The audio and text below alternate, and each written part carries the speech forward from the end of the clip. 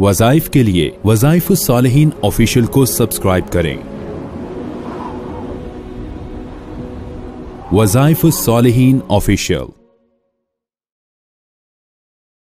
نحمده ونصلي على رسوله الكريم اما بعد فاعوذ باللہ من الشیطان الرجیم بسم اللہ الرحمن الرحیم۔ ذی الحجہ کی 7 تاریخ یہ وہ تاریخ ہے جب حاجی احرام باندھ کر مینا کی طرف چلنا شروع ہو جاتے ہیں اور مینا کا میدان حاجیوں سے بھر جاتا ہے۔ سفید کفن میں ملبوس ہر طرف زندہ انسان چلتے پھرتے نظر آتے ہیں اور ہر ایک کی زبان پر ایک ہی جملہ ہوتا ہے، لبیک اللہم لبیک لبیک لا شریک لک لبیک ان الحمد والنعمت لک والملک لا شریک لک۔ اب یہ جملہ ایسا ہے کہ یہ ایک ترنم ہے، ترانہ ہے جو اللہ اپنے محبوب لوگوں کو عطا فرماتے ہیں۔ آپ دیکھیے جب کسی سے محبت ہوتی ہے تو آغاز ہوتا ہے تعارف پر۔ انسان پہلے تعارف کراتا ہے، میرا یہ نام ہے، میں یہ کرتا ہوں۔ اللہ نے ہمیں محبت میں پہلا تعارف کرایا کہ لا الہ الا اللہ محمد الرسول اللہ۔ اب ہمیں اللہ اور اللہ کے رسول سے تعارف ہو گیا۔ پھر ہمارا تعارف کے بعد دل کرتا ہے کہ یہ بندہ بہت بڑا ہے، اس کے ساتھ تھوڑی باتیں کریں۔ تو باتیں کرنے کے لیے اللہ نے ہمیں نماز عطا فرما دی۔ اللہ بڑی ذات ہے، اللہ سے باتیں کریں، ہمارا دل کرنا چاہیے۔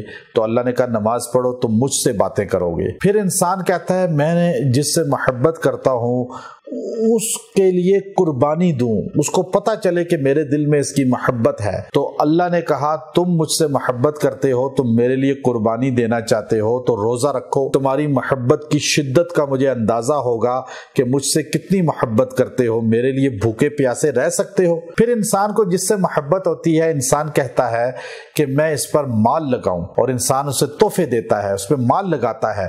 اللہ بھی ہم سے کہتا ہے تمہیں مجھ سے محبت ہے تو مجھ پر مال لگاؤ، یعنی میری مخلوق کو زکوٰۃ دو، تم گویا کہ اللہ کو دے رہے ہو۔ اب یہ دیکھیے کہ اللہ پھر جب محبت کا جو عروج ہے وہ انسان کہتا ہے کہ میں اس کے گھر جاؤں یا اس کو اپنے گھر بلاؤں۔ اب یہ محبت کا عروج ہوتا ہے۔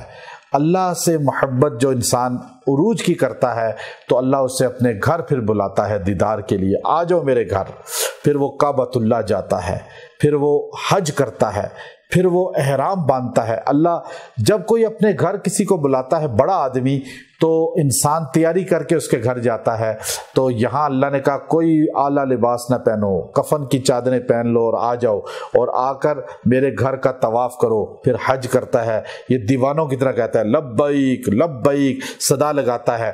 یہ اللہ کو اتنی پسند ہے کہ ساری کائنات کے جملے ایک طرف، یہ کلمہ ایک طرف۔ ہمارے نبی محمد عربی صلی اللہ علیہ وسلم اور ابو بکر عمر عثمان و علی رضوان اللہ تعالی علیہم اجمعین، کل صحابہ اور تمام اولیاء اور اتقیاء صلحاء، آج تک اہل ایمان مرد عورتیں یہی جملہ کہہ کے اللہ کو راضی کر رہے ہیں۔